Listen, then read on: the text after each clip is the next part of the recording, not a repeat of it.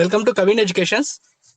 Previous topics లో మనం first evolution of constitution ఎలా ఏర్పడింది, దాని తర్వాత రాజ్యాంగం రచనకి చేసిన అంశాలు, next citizenship, state and union territories అంటే ఏంటివి, అంటే రాజ్యం అదే మన దేశం అంటే ఏంటిది, స్టేట్స్ ఎలా ఫామ్ అవుతాయి, స్టేట్స్ అంతకుముందు ఎలా ఫామ్ అయ్యాయి, ఇవన్నీ చూసాం. నెక్స్ట్ ప్రవేశిక పునాదులు, నెక్స్ట్ ఫండమెంటల్ రైట్స్, సిటిజన్షిప్, అవన్నీ చూసాం అనమాట. సో ఈ రోజు మనం డిస్కస్ చేయే టాపిక్ ఆదేశిక సూత్రాలు ఆర్ నిర్దేశిక నియమాలు. ఇంగ్లీష్ లో వీటిని directive principles of state policy అంటారు. చూడండి, ఆదేశిక సూత్రాలు ఆర్ నిర్దేశిక నియమాలు, directive principles of state policy. So మన మెయిన్ టాపిక్ వచ్చేద్దాం. ఎప్పుడైనా మనం ఫస్ట్ ఏమేం టాపిక్స్ డిస్కస్ చేయబోతామో ఫస్ట్ అవి ఎక్స్ప్లెయిన్ చేస్తాం ప్రతి టాపిక్ కి. ఆదేశిక సూత్రాలు చారిత్రక దృక్పథం, అంటే వాటి చరిత్ర ఏంటి, వాటి లక్షణాలు ఏంటి, వాటి ప్రయోజనాలు ఏంటి, వాటి వర్గీకరణ. అంటే ఆదేశిక సూత్రాలను ఎన్ని రకాలుగా వర్గీకరించారు, కొత్తగా చేర్చిన ఆదేశిక సూత్రాలు, అంటే రాజ్యాంగం అమల్లోకి వచ్చిన తర్వాత కొన్ని ఆదేశిక సూత్రాలు చేర్చారు, అవి ఏంటి, ఆదేశిక సూత్రాలకి ప్రముఖుల అభిప్రాయాలు, అంటే వాళ్ళ కామెంట్స్ ఏంటి ఆదేశిక సూత్రాల గురించి. ఆదేశిక సూత్రాల విమర్శనాత్మక పరిశీలన, అంటే క్రిటిసిజం, క్రిటికల్ డిస్కషన్, ఆదేశిక సూత్రాల నుంచి క్రిటికల్ రివ్యూ అనమాట. నెక్స్ట్ ఆదేశిక సూత్రాల మీద సుప్రీం కోర్టు తెలిపిన వివిధ వ్యాఖ్యలు ఏంటివి, ఇవన్నీ ఈరోజు డిస్కస్ చేసేద్దాం. సో ఫస్ట్ ఆదేశిక సూత్రాలు చారిత్రక దృక్పథం, అంటే ఆదేశిక సూత్రాలు ఎలా ఏర్పడ్డాయి. ఆదేశిక సూత్రాలు ఫస్ట్ స్పెయిన్ లో అమలు చేశారు, తర్వాత స్పెయిన్ నుంచి ఐర్లాండ్ గ్రహించింది, ఐర్లాండ్ నుంచి మనం గ్రహించాం, భారతదేశం ఆర్ ఇండియా. సో ఆదేశిక సూత్రాలు మొట్టమొదట స్పెయిన్ లో ఇంప్లిమెంట్ చేశారు, అది బిట్టి ఎప్పుడు అడగడు మ్యాక్సిమం. మన దేశం ఆదేశిక సూత్రాలను ఎక్కడి నుంచి గ్రహించింది, ఐర్లాండ్ నుంచి గ్రహించింది, కొన్ని వందల సార్లు అడిగిన బిట్టు.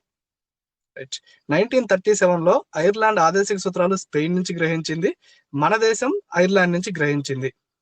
వీటిని 1935 యాక్ట్ లో ఇన్స్ట్రుమెంట్ ఆఫ్ ఇన్స్ట్రక్షన్స్ అనే పేరుతో పొందుపరిచారు, ఈ బిట్టు కూడా చాలా సార్లు అడిగారు. 1935 యాక్ట్ ఏమంటారు, carbon copy of the constitution are photo copy of the constitution అంటారు అనమాట. ఎందుకంటే 1935 యాక్ట్ లో నుంచి మన రాజ్యాంగంలో చాలా తీసుకున్నాం కాబట్టి దాన్ని photo copy of the constitution అంటారు అనమాట. 1935 యాక్ట్ లో వీటిని ఇన్స్ట్రుమెంట్ ఆఫ్ ఇన్స్ట్రక్షన్స్ అనే పేరుతో పొందుపరిచారు అనమాట. సో స్పెయిన్ రాజ్యాంగం నుంచి మొట్టమొదటిసారి అమలు చేశారు, స్పెయిన్ నుంచి ఐర్లాండ్ గ్రహించింది, ఐర్లాండ్ నుంచి మనం గ్రహించాం.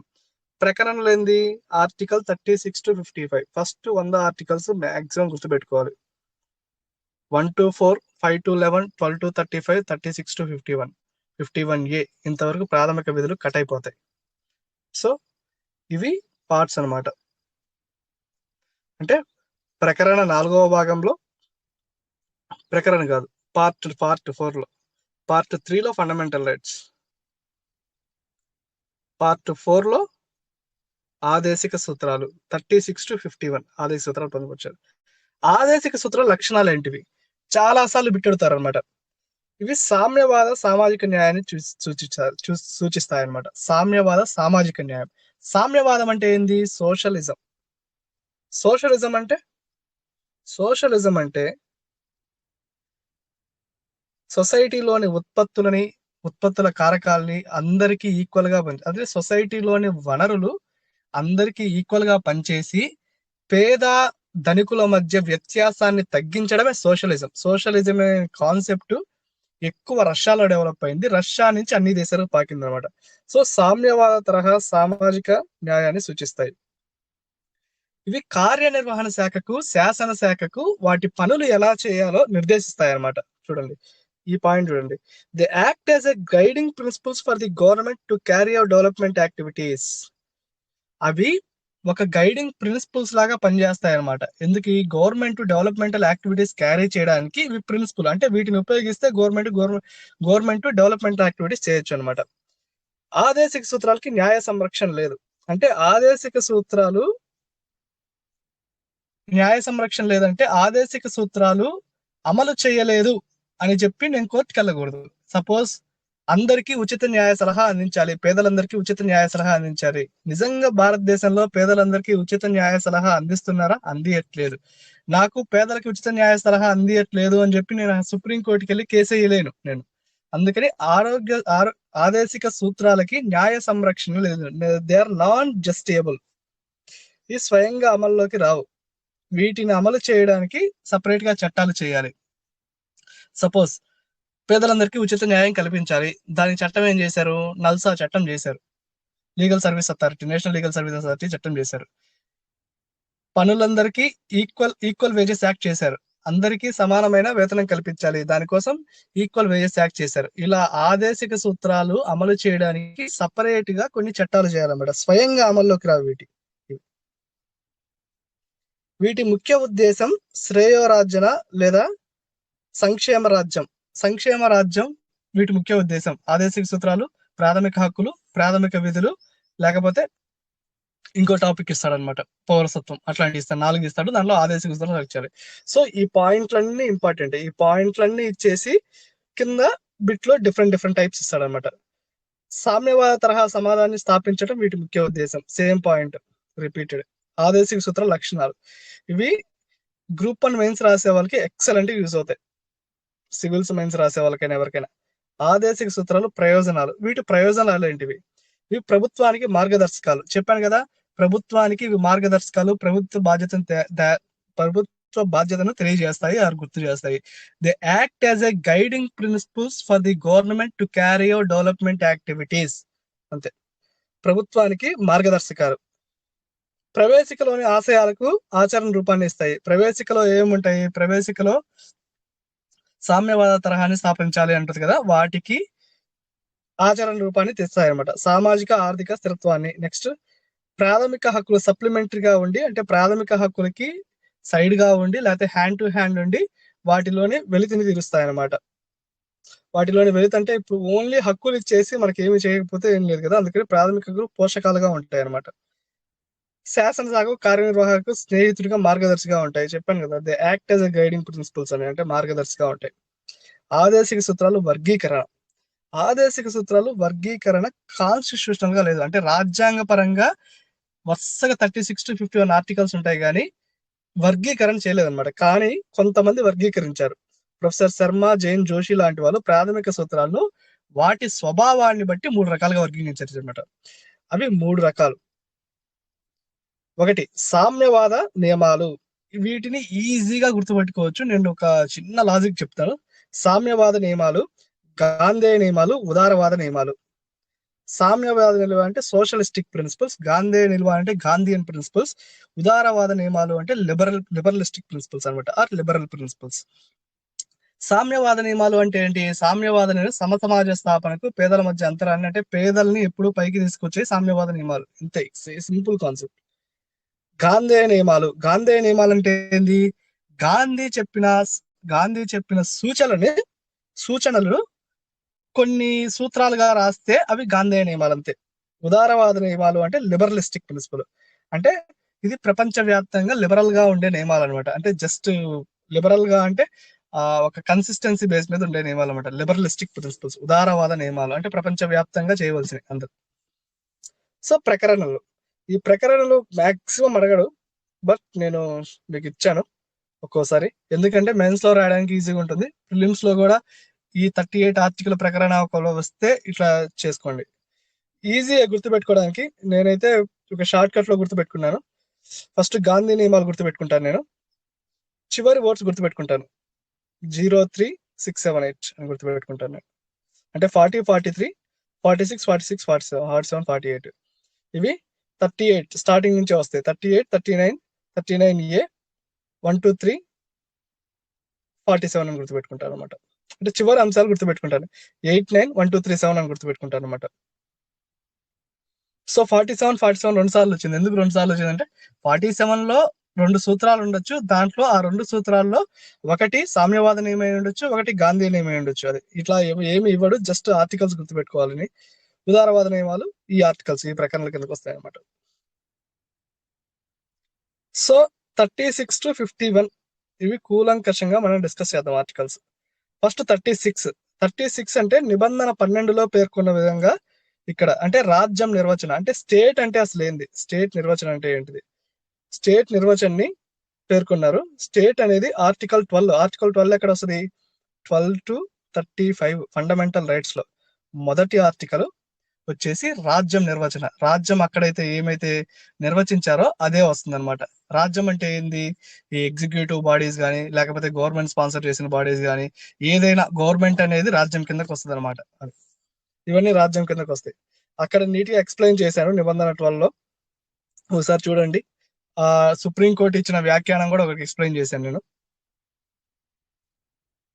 ఏం లేకపోయినా రాజ్యం అంటే ఏమొస్తాయంటే జస్ట్ ఈ లోకల్ బాడీస్ కానీ మున్సిపాలిటీస్ కానీ లేకపోతే సెంట్రల్ బాడీస్ కానీ సెంట్రల్ ఎగ్జిక్యూటివ్ కానీ సెంట్రల్ కేంద్ర ప్రభుత్వం కానీ రాష్ట్ర ప్రభుత్వం కానీ ఇవన్నీ రాజ్యం కిందకి వస్తాయి అనమాట.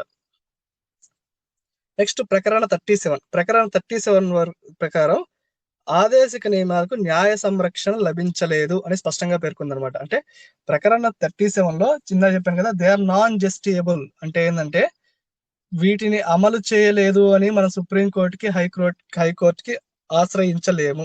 అది న్యాయ సంరక్షణ కిందకు వస్తుంది. ఆదేశిక సూత్రాలకు న్యాయ సంరక్షణ లభించదు అని స్పష్టంగా ప్రకరణ 37 చెప్తుంది. సో ప్రకరణ 36 అయిపోయింది, ప్రకరణ 37 అయిపోయింది. ఇప్పటి నుంచి రియల్ ఆదేశిక సూత్రాలు వస్తాయన్నమాట.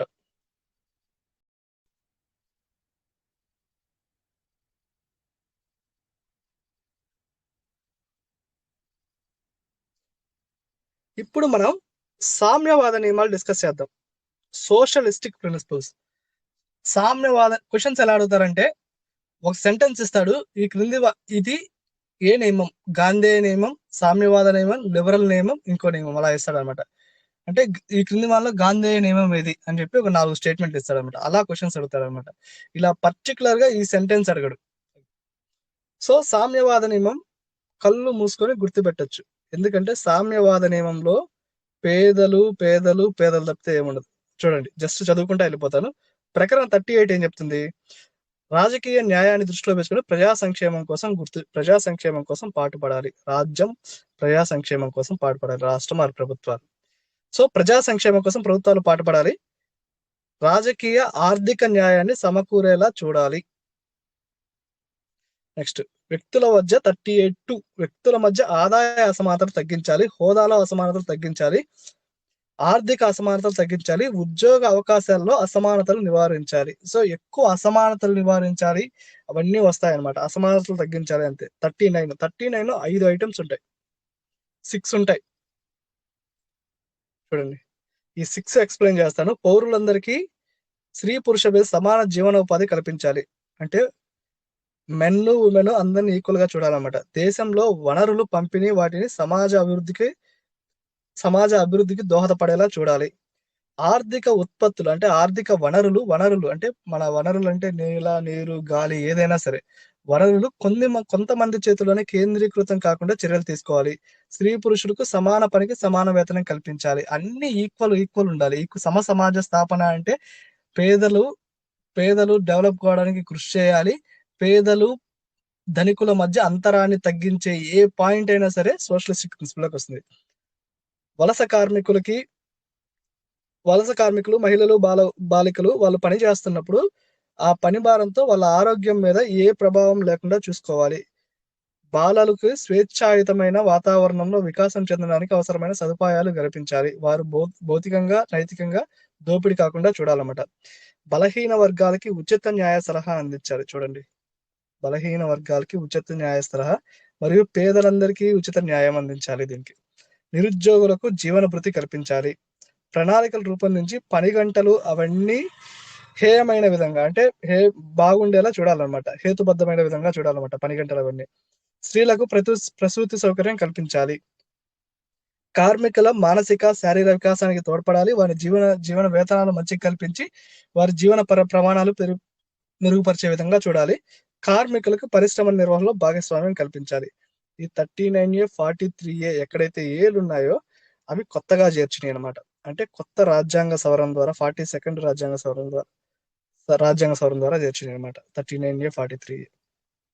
చూడండి, సో క్లియర్ కట్ గా సోషలిస్టిక్ ప్రిన్సిపల్స్ అన్ని ఏమొస్తాయి, సోషలిస్టిక్ ప్రిన్సిపల్స్ అంటే బ్లైండ్ గా మీకు వచ్చే ఏంటి ధనిక పేదల మధ్య అంతరాన్ని తొలగించేవి. అవి ఏమేంటి? ప్రణాళికలు రూపొందించాలి, హోదాలు అంతే వ్యక్తుల మధ్య హోదాలను ఆర్థిక హోదాలను తగ్గించాలి, స్త్రీ పురుష భేదం లేకుండా చూడాలి, వనరులు ఒకరి దగ్గరే కేంద్రీకృతం కాకుండా చూడాలి, స్త్రీ పురుషులు సమాన వేతనం కల్పించాలి. ఇట్లాంటివన్నీ అనమాట. మహిళలకి పిల్లలకి సరిగా ఉండేటట్టు చూడాలి, బాలికలకు స్వేచ్ఛాయుత వాతావరణంలో వాళ్ళు పెరగడానికి పెంపొందించే దోహదించాలి, నిరుద్యోగ జీవన వృద్ధి కల్పించాలి, ప్రణాళికలు రూపొందించి అనుకూలమైన వాతావరణం సృష్టించాలి, స్త్రీలకు ప్రసూతి సౌకర్యం కల్పించాలి, బలహీన వర్గాలకు ఉచిత న్యాయ సహాయం అందించాలి. ఇట్లా ప్రతి ఒక్కటి ఏ పాయింట్ చూసుకున్నా గానీ మీకు గుర్తొచ్చేది పేదలకు హెల్ప్ చేయాలి అనేది ఒక్కటే. కార్మికులకు మానసిక శారీరక శ్రద్ధ వహించాలి, వారికి ఉపాధి కల్పించేట్టు చూడాలి, సరైన జీవన వేతనాలు ఉండాలి, జీవన ప్రమాణాలు కల్పించాలి, కార్మికులకు పరిశ్రమలో నిర్వహణ భాగం అంటే యాజమాన్యం అనేది ఎప్పుడు యజమానుల చేతిలో కూడా వీళ్ళకి కూడా కొద్ది పార్టీ ఇవ్వాలి అని చెప్పేది ఇవన్నీ. నెక్స్ట్ గాంధేయ ప్రిన్సిపల్స్ ఒక 6 ఉంటాయి. 6 గుర్తుపెట్టుకుంటే సరిపోద్ది. సో ఒకటి గుర్తుపెట్టుకుంటే ఎలిమినేషన్ ప్రాసెస్ లో బిట్స్ ఈజీ సాల్వ్ చేయొచ్చు. ఇప్పుడు గాంధేయ ప్రిన్సిపల్స్ పర్ఫెక్ట్ గా తెలిసినప్పుడు సోషలిస్టిక్ లిబరల్ ఏంటో తెలిసిపోతాయి అనమాట. గాంధేయ ప్రిన్సిపల్స్ అంటే ఏంటంటే మహాత్మా గాంధీ ఆశయాలకు ప్రతీకగా నిలిచి రామరాజ్య స్థాపనకు తోడ్పడతాయి అనమాట. గాంధీ చెప్పాడు కదా, రామరాజ్యం స్థాపించాలి అంటే రాముడు పరిపాలించిన కాలంలో కరెక్ట్ గా ధర్మంతో కూడిన రాజ్యం ఉంటుంది, ఆ రాజ్యాన్ని స్థాపించాలని చెప్పి. So coming to Gandhi principles, ప్రజాస్వామ్య వికేంద్రీకరణ, గ్రామ పంచాయతీలు ఏర్పాటు చేయడం, కుటీర పరిశ్రమలు ఏర్పాటు చేయడం, బడుగు బలహీన వర్గాల వికాసం, అహింస అంశాలు గాంధీ చెప్పాడు కాబట్టి గాంధీ ఆశయాలకి తత్వాలకి మార్గంగా ఉంటాయి కాబట్టి ఈ ప్రిన్సిపల్స్ ని గాంధీయన్ ప్రిన్సిపల్స్ గాంధేయ నియమాలు అంటారు. గాంధేయ నియమాలు చాలా ఈజీ. ఫస్ట్ చెప్దాం, గాంధీ ఏమన్నాడు? గాంధీ ఇంగ్లాండ్ వెళ్తూ వాళ్ళ అమ్మకి మాటిచ్చాడు, నేను మద్యం మాంసం మగువ 3 M's మద్యం మాంసం మగువ ముట్టనమ్మా అని చెప్పాడు అనమాట. ఇది చాలా పర్ఫెక్ట్ స్టేట్మెంట్. సో ఫస్ట్ మద్యపానం నిషేధించాలి. చూడండి, మద్యపానం నిషేధించాలి, అదొక పాయింట్ గుర్తొచ్చుకుంటే. అంటే మద్యం మాంసం మగువ ముట్టకూడదు కాబట్టి మద్యపానం నిషేధించాలి. మత్తు పదార్థాల హాని నుంచి ప్రజల్ని కాపాడాలి, ప్రజల్లో ఆరోగ్య స్థాయిని పెంచాలి, ఔషధ పరిశ్రమల నిమిత్తం మినహా అన్ని పరిస్థితులు సంపూర్ణ మద్యపాన నిషేధం గాంధీ చెప్తాడు అనమాట. సో ఒక పాయింట్ వచ్చేసింది 47 అది. నెక్స్ట్ మాంసం ముట్టను, అంటే మాంసం ముట్టడు కాబట్టి పశువులు గోవధ పెంపుడు జంతువుల వధను నిషేధించాలి.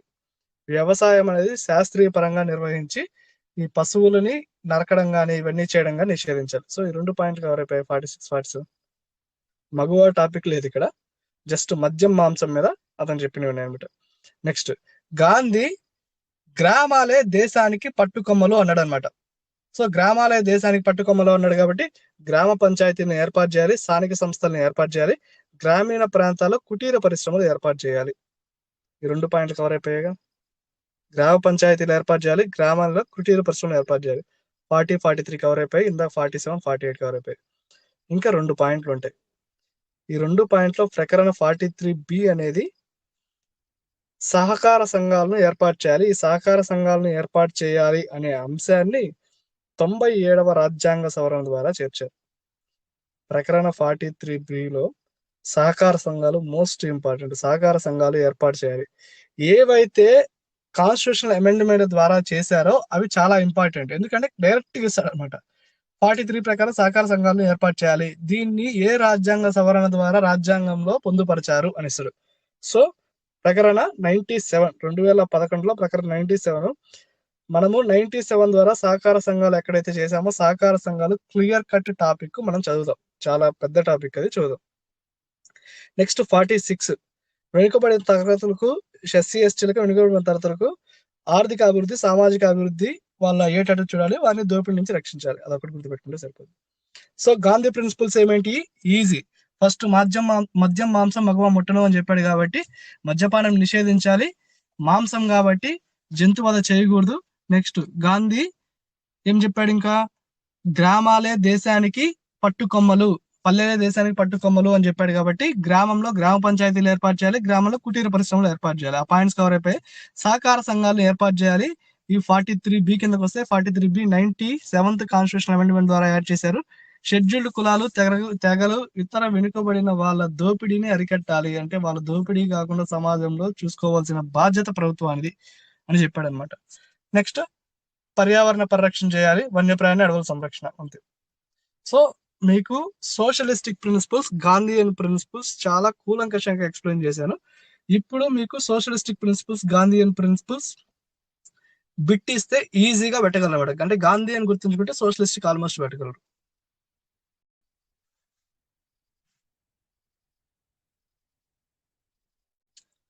మనం సోషలిస్టిక్, గాంధీయన్ డిస్కస్ చేసాం. ఇప్పుడు ఉదారవాద నియమాలు డిస్కస్ చేద్దాం. ఉదారవాదం అంటే జనరల్ టాపిక్స్, లిబరల్ గా ఉండే అనమాట. సో ప్రకరణ 44 పౌరులందరికీ ఉమ్మడి సివిల్ కోడ్, అంటే యూనిఫామ్ సివిల్ కోడ్ అంటారు దీన్ని, యూసిసి. యూనిఫామ్ సివిల్ కోడ్ అంటే పౌరులందరికీ ఒకటే చట్టాలు ఉంటాయి.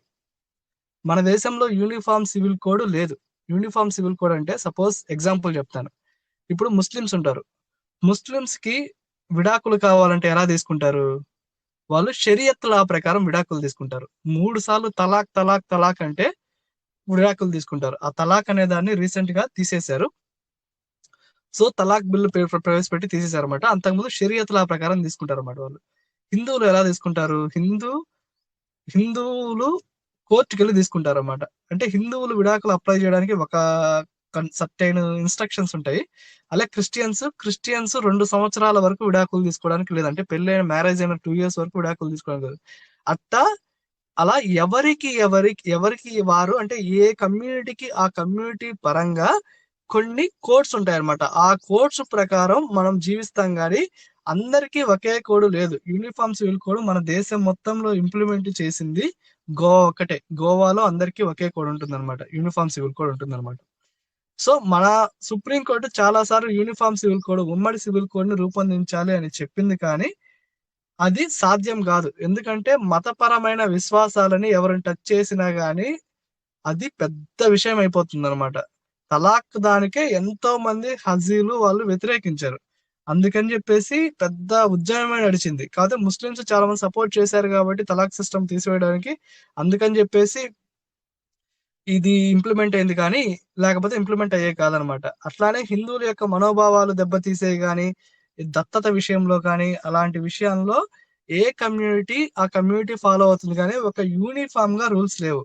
కానీ 45 ప్రకారం దేశంలో నివసించే పౌరులందరికీ వర్తించే విధంగా యూనిఫామ్ సివిల్ కోడ్ ని ఇంప్లిమెంట్ చేయాలి. ఇది 44 సారీ, చాలా సార్లు అడిగిన బిట్టు. ఆర్టికల్ 44 ఏం చెప్తుంది? యూనిఫామ్ సివిల్ కోడ్ పేదలందరికీ ఉచిత న్యాయం అందించాలి, చారిత్రక ప్రాముఖ్యత కట్టడాలు పరిరక్షించాలి, లేకపోతే మద్యపానం నిషేధించాలి. So uniform civil code article 44 కిందకి వస్తుంది. డైరెక్ట్ బిట్టారు కదా, ఆర్టికల్ 44 దేన్ని సూచిస్తుంది అనేది చాలా సార్లు బిట్ అడిగాడు. నెక్స్ట్ 45 ఆర్టికల్ 45 లో అంశాన్ని మార్చారనమాట. ప్రస్తుత అంశం ఏం చేశారంటే, 6 సంవత్సరాల లోపు గల బాలబాలికలందరికీ ఉచిత విద్యా సదుపాయాలు కల్పించాలి అని యాడ్ చేశారనమాట. 86వ రాజ్యాంగ సవరణ ద్వారా యాడ్ చేశారు. ఇదిగోండి, 86వ రాజ్యాంగ సవరణ ద్వారా ప్రకరణ 45 లోని అంశాన్ని మార్చారు. ప్రస్తుతం ఉన్న అంశం ఏంది? 6 సంవత్సరాల లోపులు గల బాలులకు ఉచిత విద్య అందించాలి. నెక్స్ట్ చారిత్రక ప్రాముఖ్యత కట్టడాలను పరీక్షించాలి. ఆర్టికల్ 50 కార్యనిర్వాహక న్యాయశాఖను వేరు చేయడానికి చర్యలు తీసుకోవాలి. అంటే ఎగ్జిక్యూటివ్ జ్యుడిషియరీ సిస్టమ్ అనేది వేరుగా ఉండాలి. నెక్స్ట్ ప్రకరణ 51 లో అంతర్జాతీయ శాంతి భద్రత, ఇవన్నీ అంతర్జాతీయానికి సంబంధించి అంతర్జాతీయ శాంతి భద్రతలు ప్రోత్సహించాలి. అన్ని దేశాల మధ్య సహృద భావం ఉండాలి. అంతర్జాతీయ న్యాయ సూత్రాలను గౌరవించాలి. అంతర్జాతీయ వివాదాల మధ్యవర్తిత్వం ద్వారా పరిష్కరించుకోవాలి. అంటే శాంతిగా ఉండాలి అనే టాపిక్స్ అంతే. సో లిబరల్ ప్రిన్సిపల్స్ లో ఏమొస్తాయి? ఆర్టికల్ 44 యూనిఫామ్ సివిల్ కోడ్ వస్తుంది. 45 6 సంవత్సరాల లోపల వాళ్ళకి ఉచిత విద్య అందిస్తారు. చారిత్రక అన్ని లిబరల్ గా ఉంటాయి అనమాట, జనరల్ టాపిక్స్ గా ఉంటాయి అనమాట. చారిత్రక ప్రాముఖ్యత గల కట్టడాలు పరీక్షించాలి. కార్యనిర్వహణ శాఖ నుండి న్యాయశాఖను వేరు చేయడానికి చర్యలు తీసుకోవాలి. అంతర్జాతీయ శాంతి భద్రతలు ఉండాలి. ఫ్రెటర్నిటీ అంటే సోదర భావం కలిగి ఉండాలి. మధ్యవర్తిత్వం ద్వారా సమస్యలను పరిష్కరించుకోవాలి. ఇవన్నీ లిబరల్ ప్రిన్సిపల్స్ అనమాట. రాజ్యాంగ సవరణ ద్వారా కొత్తగా చేసిన ఆర్థిక సూత్రాలు మొత్తం 4 రాజ్యాంగ సవరణ ద్వారా చేశారు. ఈ 4 ఎక్స్ప్లెయిన్ చేస్తాను. 1976లో 42వ రాజ్యాంగ సవరణ ఉందా చెప్పాను కదా. పేదలందరికీ 39A ప్రకారం ఉచిత న్యాయ సలహాను అందించాలి.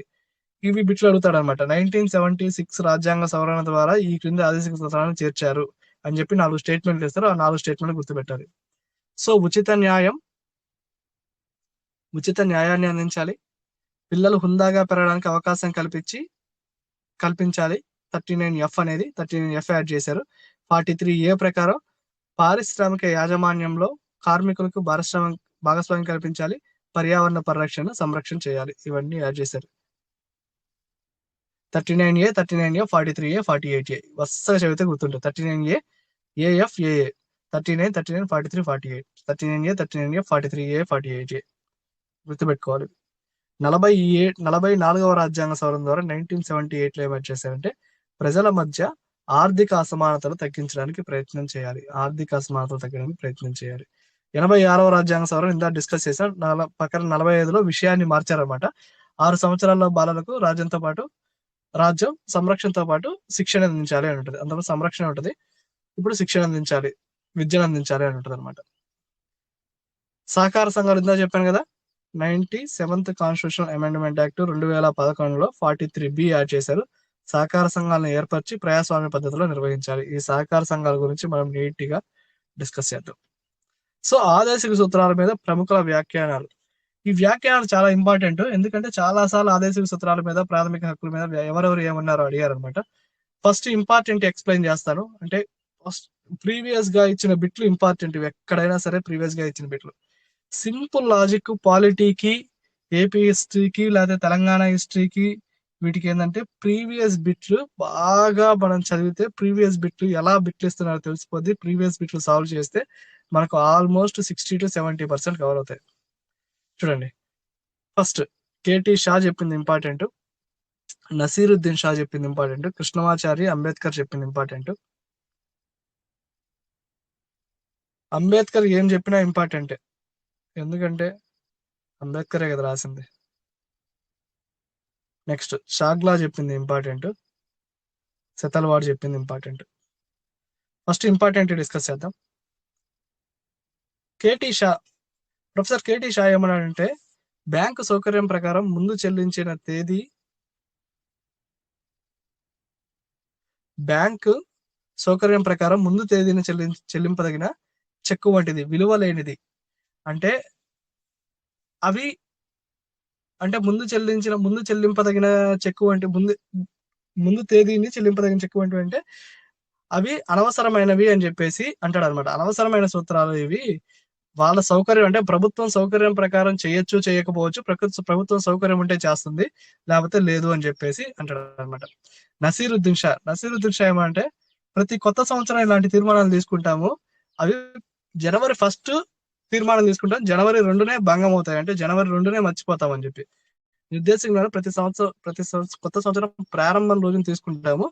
అంటే న్యూ ఇయర్ రిజల్యూషన్స్ అంటాడు అనమాట. వాటిని న్యూ ఇయర్ రిజల్యూషన్స్ జనవరి 2వ తేదీనే భంగం అవుతాయి అంటాడు. కృష్ణమాచార్య ఏమంటాడు, ఒక చెత్తబుట్ట అసలుకి ఇదే అంటాడు.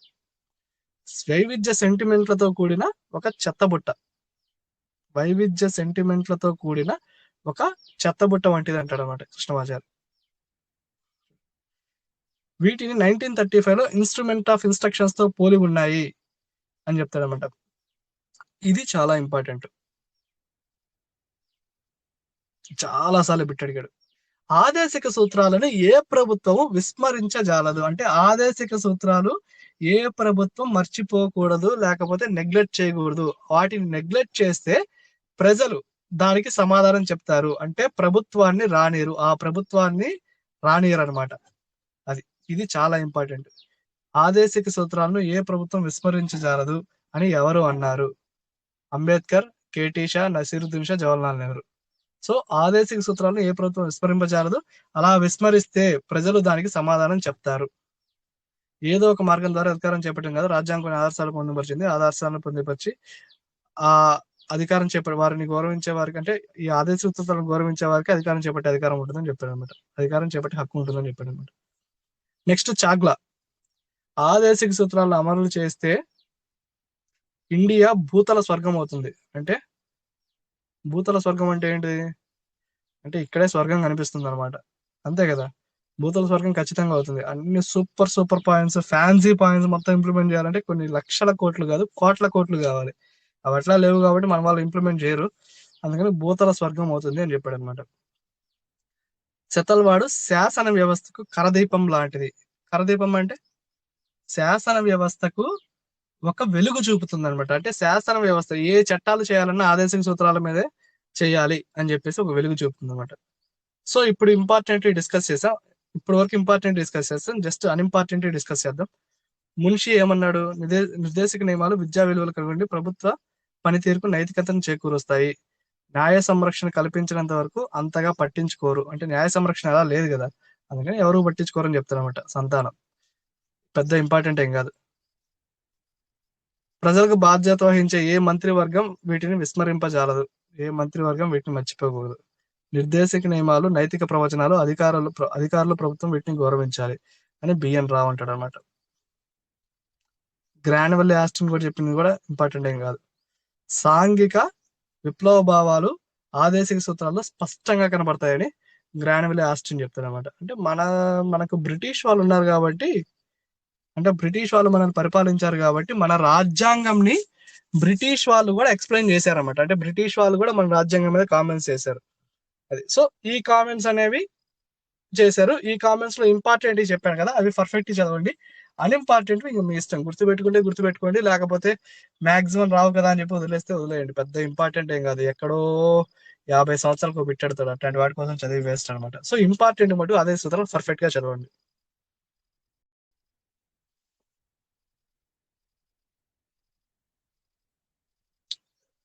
మనం Gandhian principles, socialistic principles, liberal principle discuss చేసాం.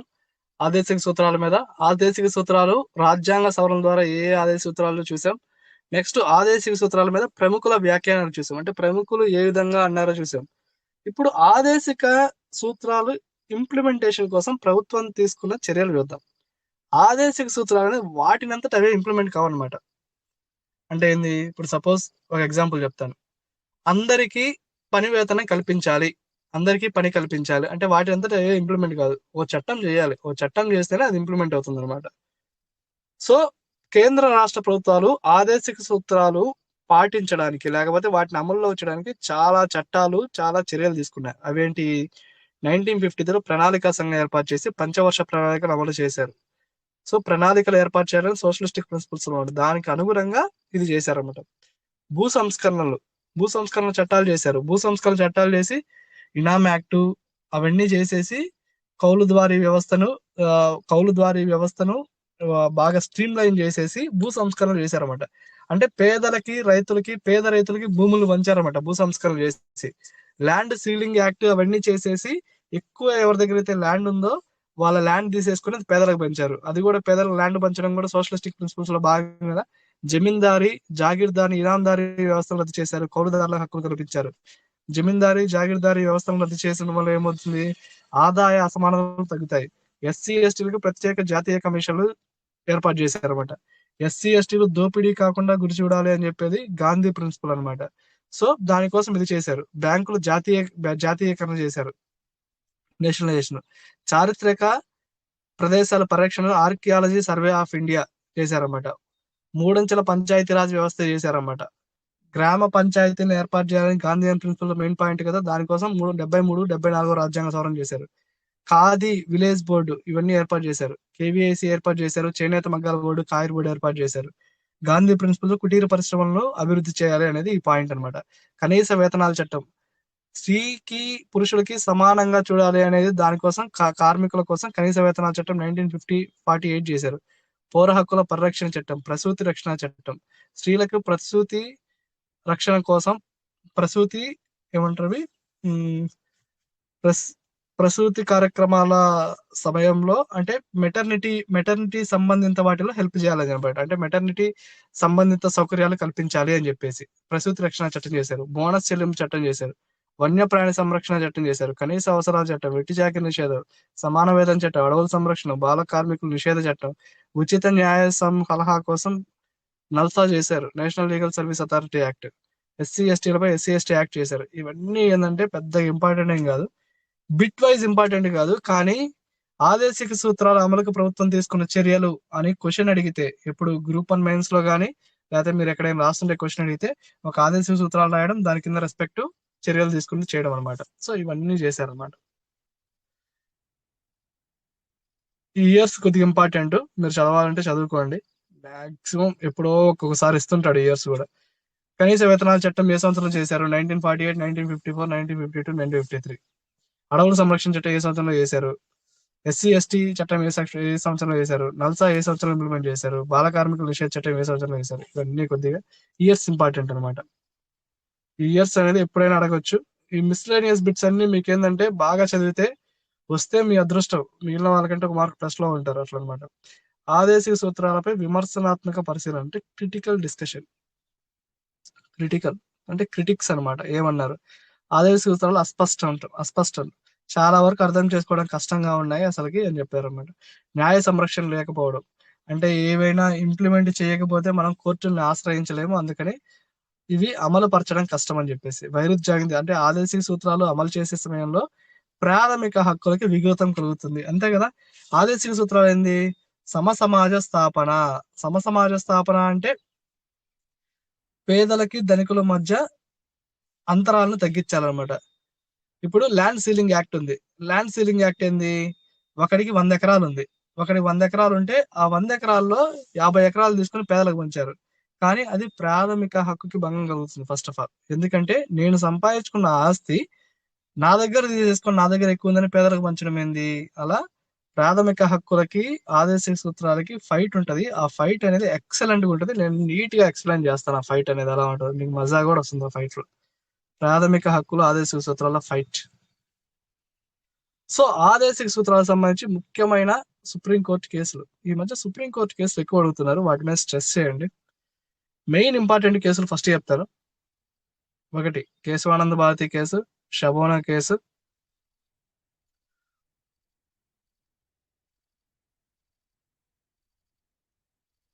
ఉన్ని Krishnan case, Sarla Mudgal case, MC Mehta case. Important MC Mehta case. So ప్రాథమిక హక్కులకు సంబంధించి కేసులు, సుప్రీంకోర్టు కేసులు ఫస్ట్ ఇంపార్టెంట్ చెప్తాను. Kesavananda Bharati case. Kesavananda Bharati case most important, 100 సార్లు అడిగాడు పెట్టు. కేశవానంద భారతి కేసులో ల్యాండ్ మార్క్ జడ్జిమెంట్ ఒకటి వచ్చింది. ఆ జడ్జిమెంట్ తర్వాత ఎక్స్ప్లెయిన్ చేస్తాను. ఆ జడ్జిమెంట్ లో భాగంగా ఏమందంటే ప్రాథమిక హక్కులు నిర్దేశక నియమాలు అంటే ప్రాథమిక హక్కులు ఆదేశిక సూత్రాలని పరస్పర పోషకాలు, అంటే సప్లిమెంటరీగా ఉంటాయి రెండు.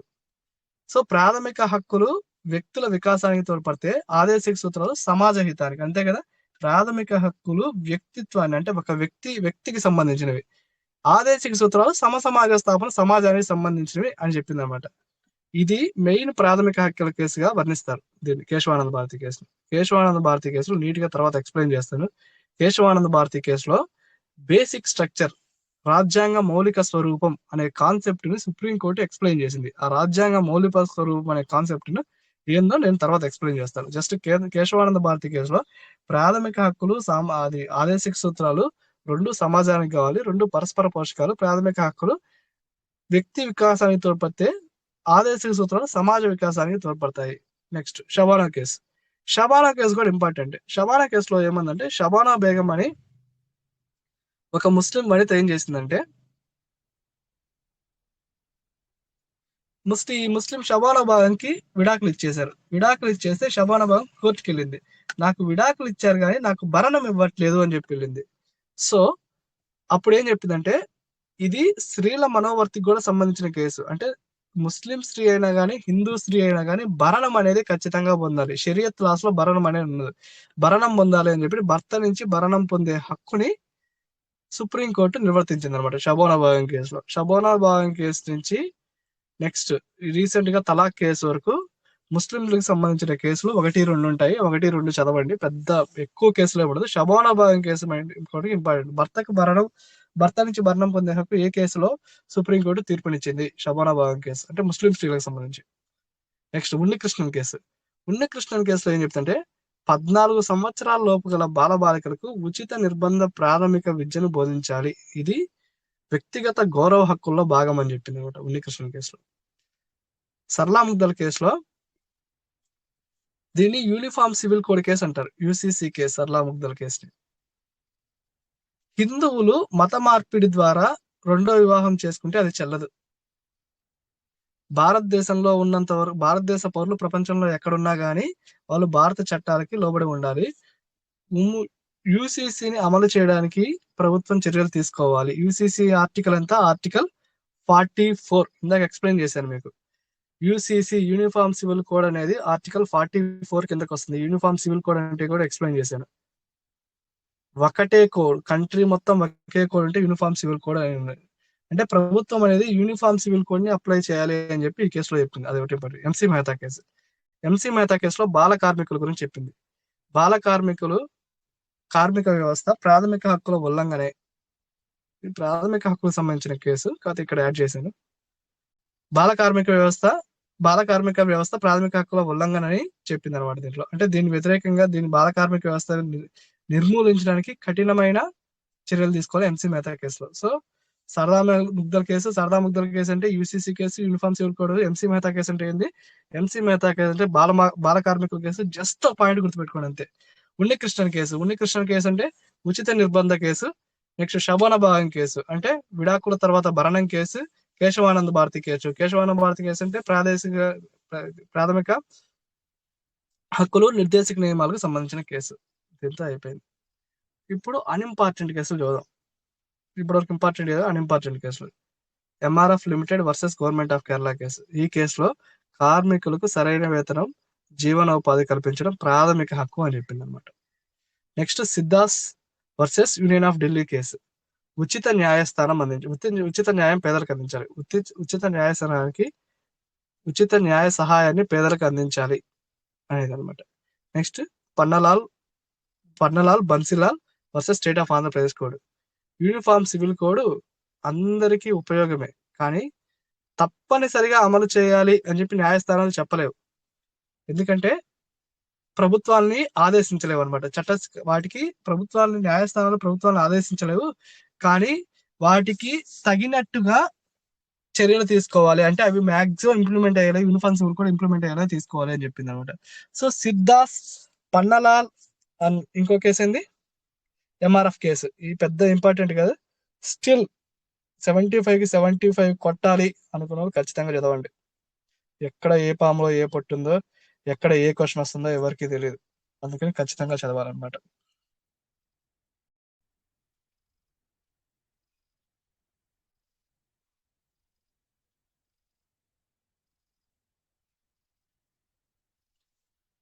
మీరు ఎప్పటి నుంచో వెయిట్ చేస్తున్న టాపిక్ వచ్చేసింది. నిర్దేశక నియమాలు ప్రాథమిక హక్కులకి జరిగిన ఫైట్. ఇది ఏర్పడిన వివాదాలు. ఫైట్ చాలా బాగుంటుంది. ఫస్ట్ జనరల్ గా చూద్దాం మనం. జనరల్ గా ఏంటిది? అసలు నిర్దేశక నియమాలు అంటే ఏంది, ప్రాథమిక హక్కులు అంటే ఏంది? నిర్దేశక నియమాలు దేనికి ఉపయోగపడతాయి? సమాజ స్థాపనకు. ప్రాథమిక హక్కులు దేనికి ఉపయోగపడతాయి? వ్యక్తిగతంగా ఉపయోగపడతాయి అన్నమాట. సో నిర్దేశక నియమాలు ఇంప్లిమెంట్ చేసేటప్పుడు ప్రాథమిక హక్కులకు భంగం కలుగుతుంది. ప్రాథమిక హక్కులు ఇంప్లిమెంట్ చేసేటప్పుడు నిర్దేశక నియమాలు భంగం కలుగుతుంది. ఈ ఫైట్ అనేది సుప్రీం కోర్టుకి పార్లమెంట్కి మధ్య ఫైట్ లాగా మారిపోయింది. ఎలా? ఫస్ట్ సుప్రీం కోర్టు తీర్పిస్తుంది. ఆ తీర్పుకి వ్యతిరేకంగా పార్లమెంట్ చట్టం చేస్తుంది. మళ్ళీ పార్లమెంట్ దాన్ని కొట్టేస్తుంది. మళ్ళీ సుప్రీంకోర్టు తీర్పిస్తుంది. అలా అన్ఎండింగ్ స్టోరీ లాగా ఒక 40 సంవత్సరాలు నడిచింది. ఇగో ప్రాబ్లమ్స్ అని కూడా చెప్పుకోవచ్చు బేసిక్ గా. సో ఇప్పుడు దాన్ని సింపుల్ గా డిస్కస్ చేసేద్దాం. చూడండి, నిర్దేశక నియమాలు ప్రాథమిక హక్కులు ఏర్పడిన విధాలు. ప్రాథమిక హక్కులు నిర్దేశకులు పరస్పర సంబంధాన్ని కలిగి ఉంటాయి. మౌలిక రాజ్యాంగంలో రెండింటి మధ్య సమతూకాన్ని ఏర్పరిచారు. కానీ ఆ తర్వాత చేసిన రాజ్యాంగ సవరణలు సుప్రీంకోర్టుకి పార్లమెంటుకి మధ్య సంఘర్షణకు దారితీసింది. అంటే సుప్రీంకోర్టు పార్లమెంటు కొట్టుకునే విధంగా చేసింది అనమాట.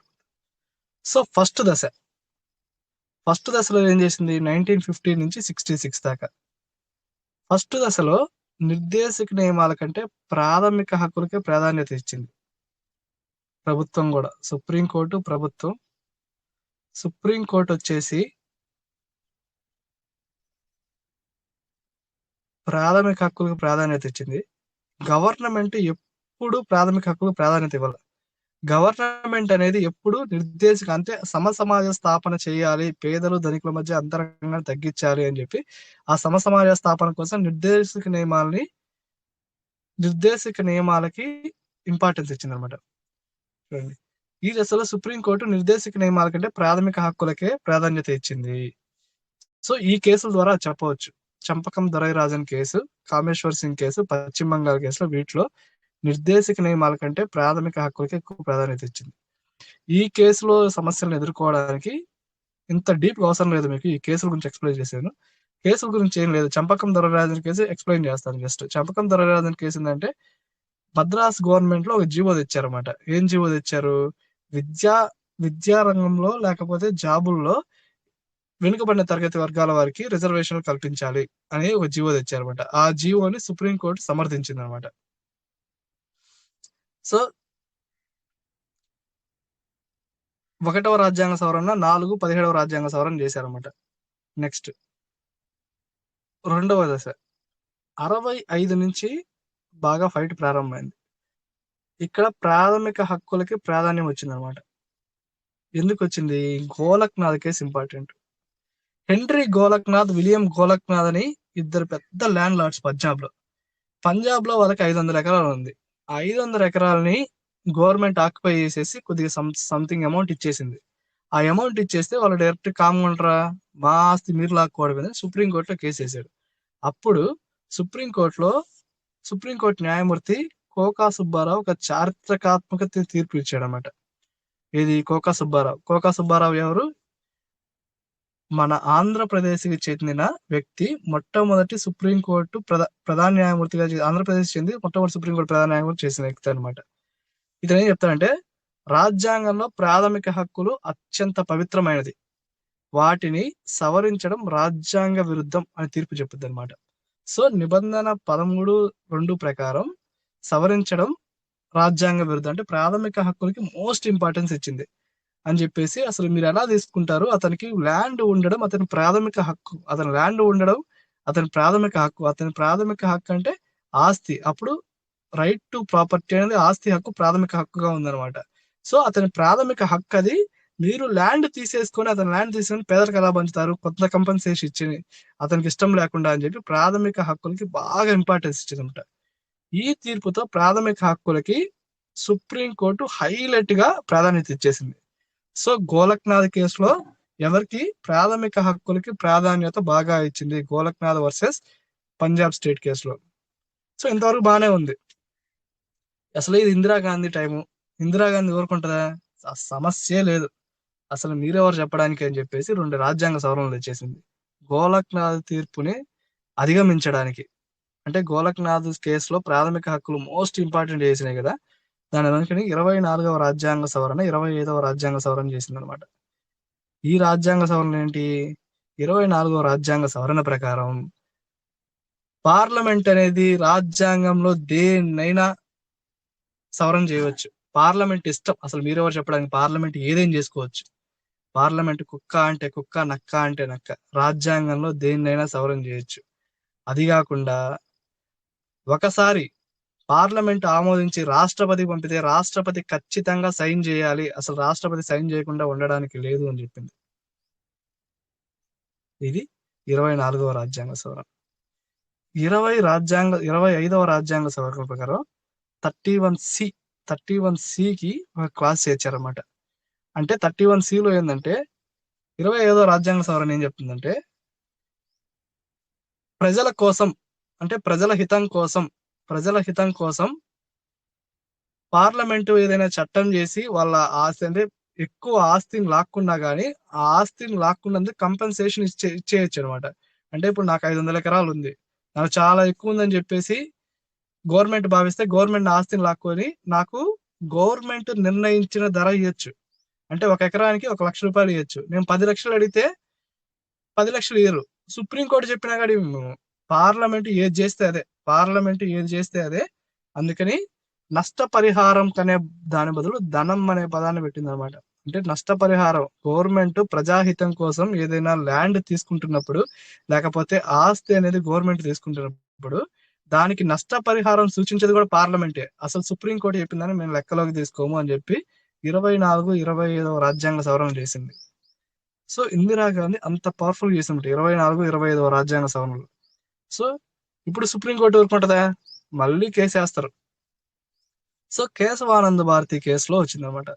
కేశవానంద భారతి అనే అతను ఎవరంటే, కేశవానంద భారతి అనే అతను రీసెంట్ గా చచ్చిపోయాడు. 3 years బ్యాక్ ఇప్పుడు చచ్చిపోయాడు. అతను కేరళకి చెందిన ఒక మత ప్రబోధకుడు ఆర్ ఒక ఇన్స్టిట్యూషన్ చెందినవాడు అనమాట. అతని ల్యాండ్ కూడా గవర్నమెంట్ తీసుకుంది. గవర్నమెంట్ తీసేస్తే నష్టపరిహారం కింద అతను కొద్దిగా ఇచ్చింది అనమాట. ఇతను ఏం చేస్తాడు? మళ్ళీ కోర్టుకి వెళ్తాడు. మళ్ళీ కోర్టుకి వెళ్తే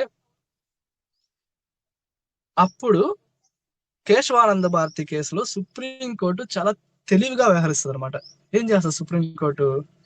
సరే, మీరు అన్ని సవరణలు చేస్తున్నారు, మీరు ఇష్టం వచ్చిన సవరణలు చేసేస్తారు, కానీ పార్లమెంట్ కి ఏదైనా సరే ప్రాథమిక హక్కుల్ని కూడా సవరించే హక్కు ఉంది. అంటే దేన్నైనా రాజ్యాంగంలో సవరించవచ్చు, కానీ రాజ్యాంగంలో ఉన్న మౌలిక స్వరూపాన్ని మటుకు సవరించే హక్కు లేదు అని చెప్పింది అనమాట.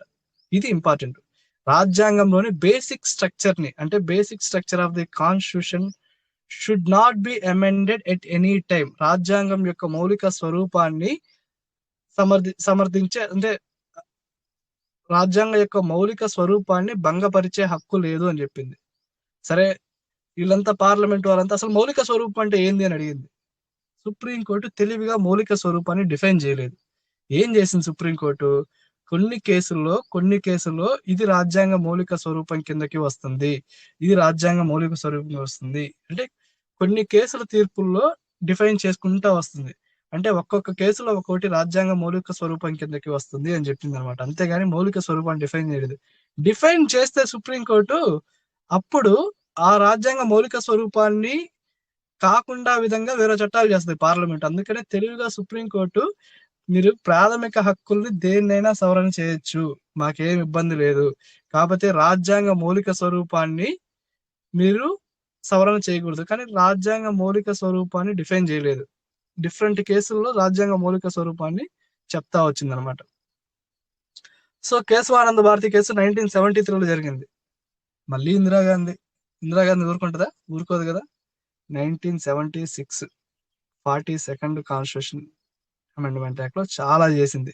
సుప్రీంకోర్టుకు ఉన్న పవర్స్ తీసేసింది, హైకోర్టుకు ఉన్న పవర్స్ తీసేసింది.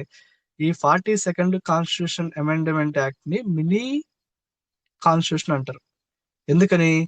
కాన్స్టిట్యూషన్ లో చాలా వరకు సవరణలు ఈ కాన్స్టిట్యూషన్ అమెండ్మెంట్ ద్వారా చేయబడ్డాయి. అరౌండ్ 87లో ఎంతో చాలా చేయబడ్డాయి. దీంట్లో ఏం చేసింది? సుప్రీంకోర్టు న్యాయ సమీక్ష అధికారం పరిమితం చేసింది.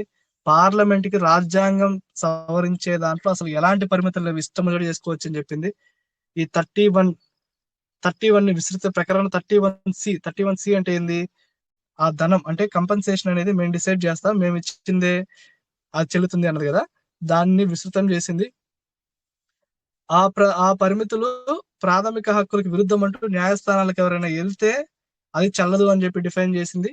సో అలా చేసింది అనమాట. అలా 42nd కాన్స్టిట్యూషన్ అమెండ్మెంట్ 1906 ద్వారా చేసింది. ఈ మధ్యలో జనతా పార్టీ వచ్చింది 1977లో. జనతా పార్టీ తెలివిగా ఏం చేసింది?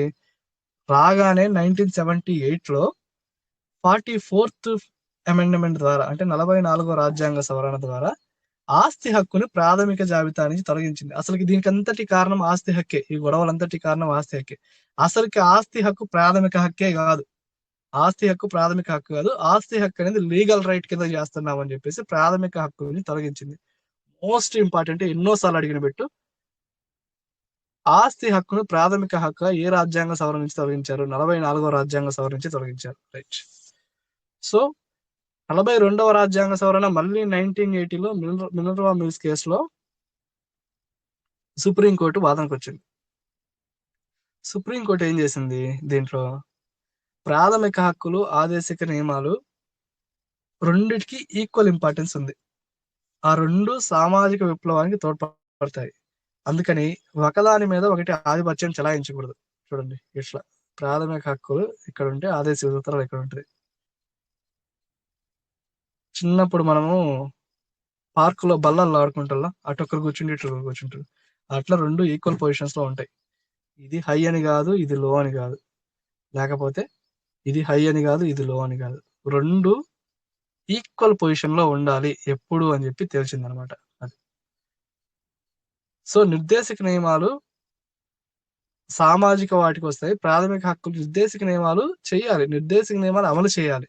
కానీ నిర్దేశక నియమాలు అమలు చేయడానికి ప్రాథమిక హక్కులు భంగం కలిగించకూడదు అని చెప్పింది అనమాట. సో ప్రాథమిక హక్కులు ప్రాధాన్యత కొనసాగుతుంది, వాటితో పాటు నిర్దేశక నియమాన్ని ప్రాధాన్యత కొనసాగుతుంది. ప్రాథమిక హక్కులు అనేవి ప్రాథమిక హక్కును భంగం చేయకుండా నిర్దేశక నియమాలు మీ ఇష్టం వచ్చినట్టు అమలు చేసుకోండి అని చెప్పేసి సుప్రీంకోర్టు మినర్వా మిల్స్ కేసులో క్లియర్ కట్ గా 2 ఈక్వల్ ఇంపార్టెన్స్ లో ఉంటాయని చెప్పి చెప్పింది అనమాట. సో ఇప్పుడు నీట్ గా ఎక్స్ప్లెయిన్ చెప్పింది కదా, సో ఇంకోసారి ఎక్స్ప్లెయిన్ చేస్తాను. ఫస్ట్ ఆఫ్ ఆల్ ఫస్ట్ కేసుల్లో స్టేట్ ఇష్టం వచ్చినట్టు ప్రాథమిక హక్కులు ఇంప్లిమెంట్ చేసుకుంటూ పోతుంది. మెయిన్ కేసులు చెప్తారు. గోలక్నాథ్ కేసు వచ్చింది 1967 లో. గోలక్నాథ్ కేసుల్లో ప్రాథమిక హక్కుల్ని మీరు సవరించకూడదు, ప్రాథమిక హక్కులకి చాలా ఇంపార్టెన్స్ ఉంది అని చెప్పేసి చెప్పింది అనమాట. సుప్రీంకోర్టు గోలక్నాథ్ కేసును విస్మరించడానికి తీర్పు 24/25 రాజ్యాంగ సవరణ చేసింది. 24వ రాజ్యాంగ సవరణ అయింది. మేము రాజ్యాంగంలో ఎక్కడైనా సవరణ చేసుకోవచ్చు, ఏ సవరణ చేసుకోవచ్చు. 25వ రాజ్యాంగ సవరణ కంపెన్సేషన్ బదులు మేము కొద్దిగా ధనం ఇస్తాము అంతే చేసింది. అది కేశవానంద భారతి కేసులో మళ్ళీ వచ్చింది. కేశవానంద భారతి ఎవరు? కేశవానంద భారతి ఒక మత ప్రబోధకుడు, కేరళకు సంబంధించి. అతను ల్యాండ్ తీసేసుకున్నారు. దాంట్లో సుప్రీంకోర్టు చెప్తూ ప్రాథమిక హక్కులను సవరించే అధికారం మీకుంది అబ్బాయిలు, కానీ మీరు రాజ్యాంగ మౌలిక స్వరూపాన్ని సవరించకూడదు. రాజ్యాంగ మౌలిక స్వరూపాన్ని డిఫైన్ చేయలేదు. రాజ్యాంగ మౌలిక స్వరూపాన్ని డిఫైన్ చేయకుండా కేశవానంద భారతి కేసులో తప్పించుకుంది అనమాట. దాని తర్వాత 1976 లో 42వ రాజ్యాంగ సవరణ వచ్చింది. 42వ రాజ్యాంగ సవరణ ప్రకారం ఇందిరాగాంధీ అన్ని పవర్స్ అన్నిటి కట్ చేసింది. ఈ మీన్ వైల్ జనతా పార్టీ వచ్చింది. జనతా పార్టీ ప్రకారం 1978లో 44వ రాజ్యాంగ సవరణ ద్వారా ఆస్తి హక్కుని ప్రాథమిక హక్కులు తొలగించారు. తర్వాత 42వ రాజ్యాంగ సవరణలో చాలా అంశాలు మినర్వా మిల్స్ కేసులో సుప్రీంకోర్టు ప్రశ్నించింది. ఆ మినర్వా మిల్స్ కేసులో ప్రాథమిక హక్కులు ఆదేశ సూత్రాలకి రెండింటికి ఈక్వల్ ఇంపార్టెన్స్ ఉంది. మీరు ఒకదాన్ని హైలైట్ చేయొద్దు, ఒకదాన్ని లో చేయొద్దు.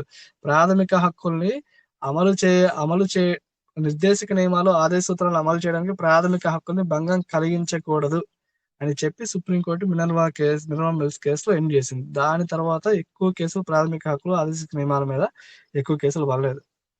సో ఇది క్రక్స్. ఫస్ట్ సుప్రీంకోర్టు డెసిషన్స్, తర్వాత పార్లమెంటు యొక్క రాజ్యాంగ సవరణలు, మళ్ళీ సుప్రీంకోర్టు, మళ్ళీ పార్లమెంట్ రాజ్యాంగ సవరణ, మళ్ళీ సుప్రీంకోర్టు, మళ్ళీ పార్లమెంట్ రాజ్యాంగ సవరణ. సో ఇది చాలా డీటెయిల్డ్ గా రాశాను, డీటెయిల్ గా ఎక్స్ప్లెయిన్ చేశాను. ఇంతకంటే డీటెయిల్ గా మీకు అవసరం లేదు. ఇది జేఎల్ కి డిఎల్ కూడా యూజ్ అవుతుంది అనమాట. గ్రూప్ 1 రాయడానికి ఎక్సలెంట్ గా మీకు ఒక థియరీ ఓరియంటెడ్ గా చాలా నీట్ గా రాయొచ్చు అనమాట ఇది కానీ జరిగితే. Thanks lot, keep watching. దీంట్లో DPSC directive principles of state policy or నిర్దేశక నియమాలని చాలా కూలంకషంగా డిస్కస్ చేశాము. ఇంతకంటే ఎక్కువ చదవక్కర్లేదు, ఇంతకంటే చదివినా కానీ వేస్టే. మ్యాక్సిమం బిట్స్ అన్ని కవర్ అవుతాయి. నేను బిట్లు కూడా వీడియోలు చేయడానికి ట్రై చేస్తాను. Keep watching. Thanks lot, by.